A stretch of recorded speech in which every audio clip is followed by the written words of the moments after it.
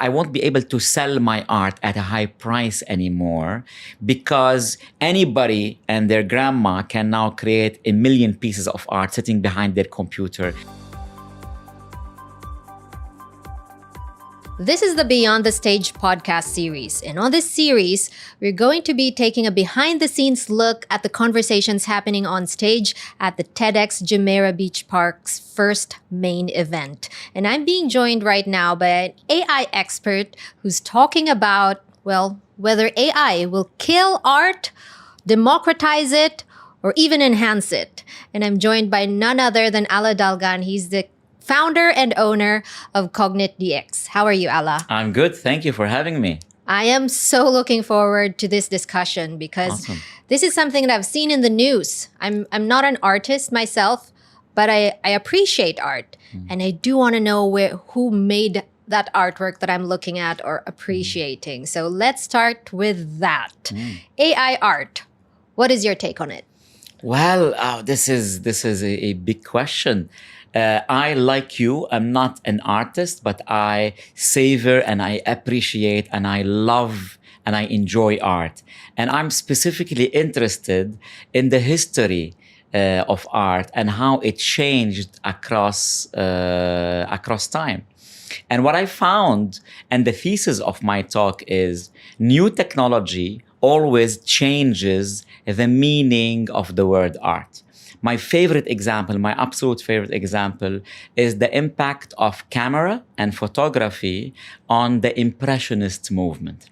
See, before the invention of the camera, all of these artists in Europe and all over the world, their skills were judged based on how good they're able to copy nature. Whether they're drawing you or drawing a landscape, it's how good they're able to copy nature with high fidelity.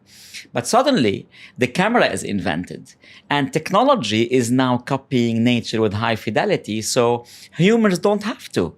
The result was the beautiful creation of the Impressionist movement. People like Edouard Manet and Claude Monet and Pierre-Auguste Renoir and Edgar Degas and Cézanne and all of these geniuses suddenly were liberated from accuracy and from visual details and started being able to draw art as they feel it, as they see it, as the nature is putting an impression on them. And that's one of the main reasons behind the explosion of the Impressionist movement. Mm-hmm. And the photography is now obviously a separate art category of its own. Do you think that AI generated art should be a different category as well? Absolutely. I mean, on one hand, new technology impacts art and changes art. On the other hand, new technology creates new art that did not exist before. Sticking with the same example, the camera not only created or helped sprouting the art of Impressionism, but also created a separate art, which is the art of photography. Fast forward a couple of 100 years, now we are in an era where there's a new impactful technology that is AI, that is impacting both the art of painting, the art of photography, and all the other beautiful arts combined. Take photography, for example. We were just talking before we went on air about Boris Ildagzin. He submitted a photo generated by AI, I think it was Midjourney if I'm not mistaken, to the Sony World Photography Award. He won first prize. And he immediately rejected the prize and he released a press release. And he said, guys, I'm using this forum to open a discussion. And this discussion is about whether these AI tools belong in the photography world and belong in the art world. And then he gave his opinion. He says that photography and competition, fair competition around photography should exclude photography created with AI tools, but he did not advise to kick them completely out. He said, let's have a separate category for AI-generated photography, and he even coined a name for it. He called it #promptography. And I I love find that. this is super clever. It is fascinating, but I remember that making headlines. I even spoke to Boris himself, really, really interesting Wow. guy. But it divided people. Most people saying that's not art. At least with photography, with painting, you're actually doing something, conceptualizing, using your brain, using emotion. Yes. But if you're generating art through AI, you're just Yes. basically typing something, letting AI decide what to generate, and Yes. then just accepting the result. So, what do you say to that perspective? I say this challenge is not new. It happened multiple times in history.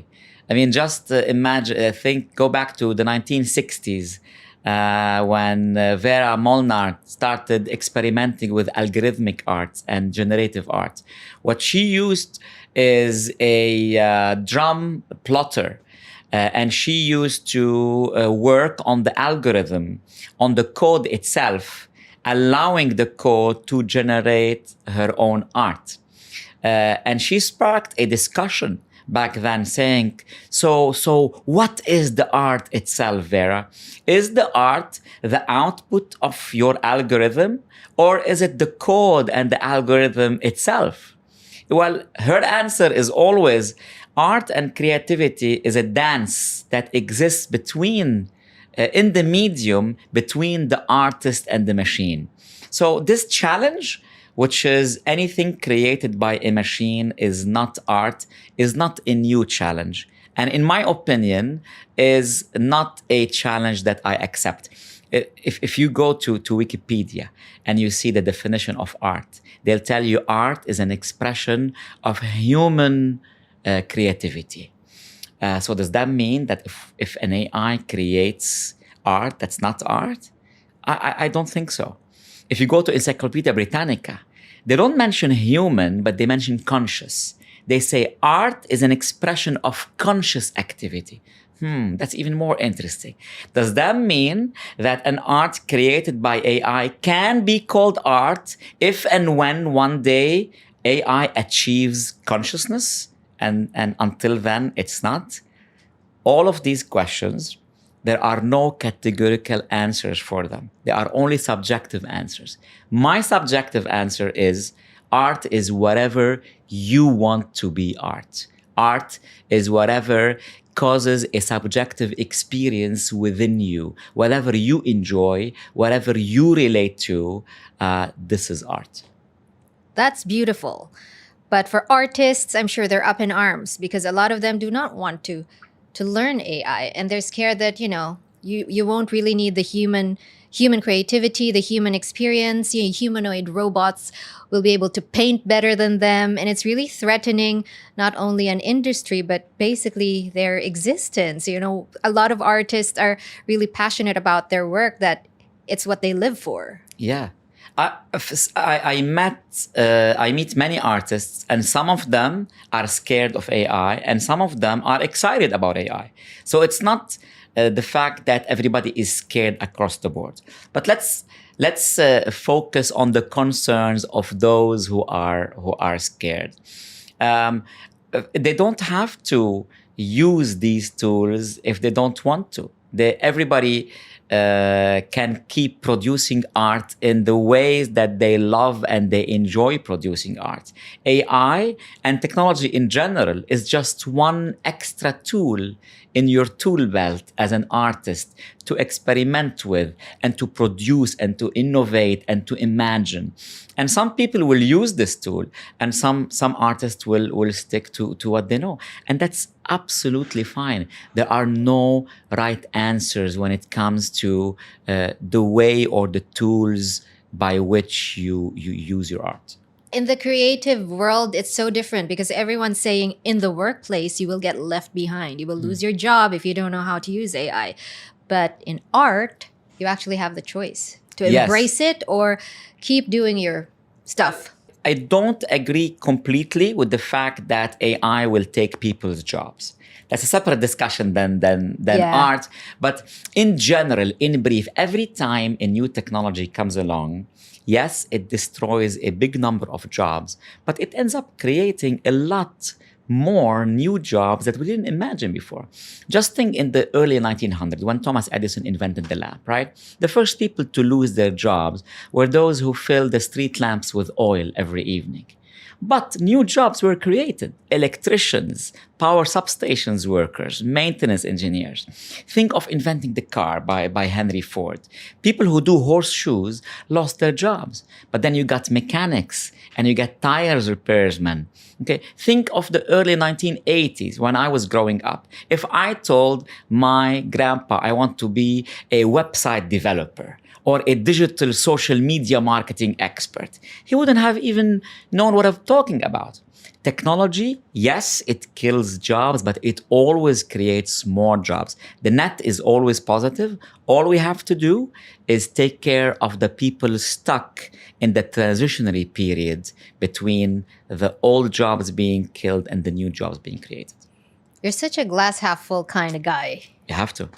But I think during that transition period, a lot of people will be very uncomfortable and really feel the pain of that transition. Yes.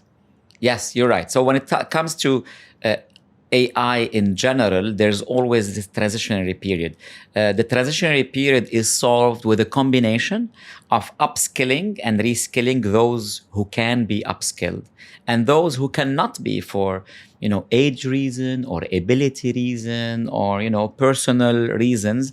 You have the society has to take care of them. We have to have measures like social safety nets, like UBI, anything to bridge the gap between them losing their obsolete jobs and their descendants uptaking the new jobs and leaving behind the old jobs. But going back to art, one of the concerns that I hear artists say is, oh, well, the abundance of AI art will decrease the value of my art. I won't be able to sell my art at a high price anymore because anybody and their grandma can now create 1 million pieces of art sitting behind their computer any given day. And I honestly don't agree.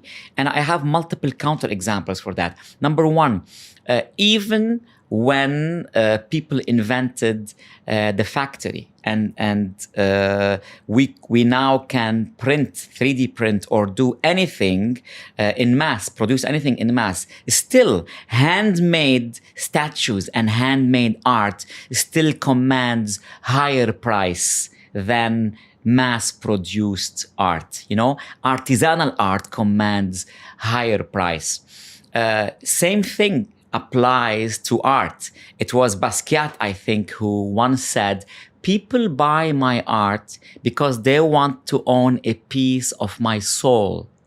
So the value of the art is the fact that you're owning a piece of the imagination and the heart and the soul of the artist.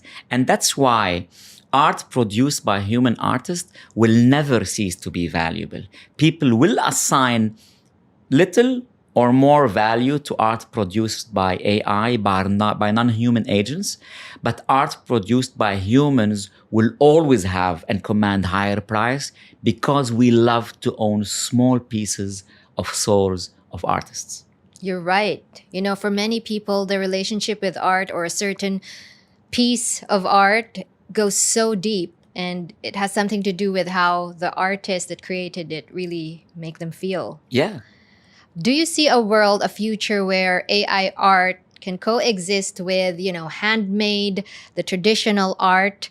And do you see a future where the value of AI generated art will actually surpass, man-made art? Surpass? I don't think so.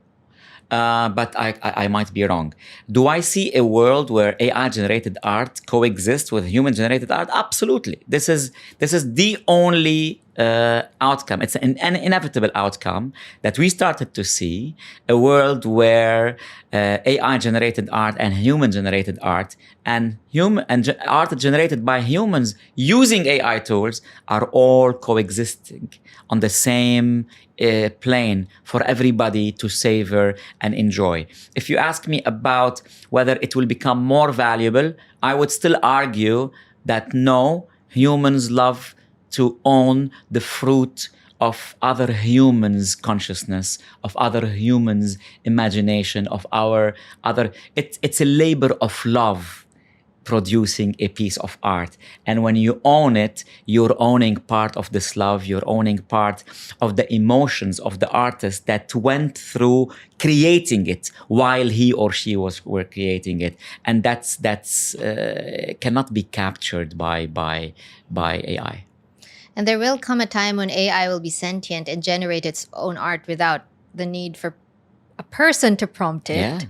That's kind of scary. So for people like me, non-artists, I'm forced to use my creativity because there's no other way. But what if AI can do that? Will that kill our collective creativity? I don't think it will kill it.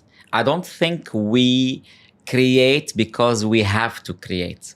I think we create because we love to create and we enjoy creation. So technology in general has the impact of relieving us from many tasks and labors that we don't want to do. Well, guess what? Art and creativity and imagination does not fall in the category of things that we don't want to do. Even if AI gets as advanced as you'll imagine and can do whatever you want to imagine, we will never relieve ourselves from the burden of creativity because it's never a burden. It's it's what gives life its flavor, the innovation, the creativity. We will always want to do that with or without AI doing it along our side.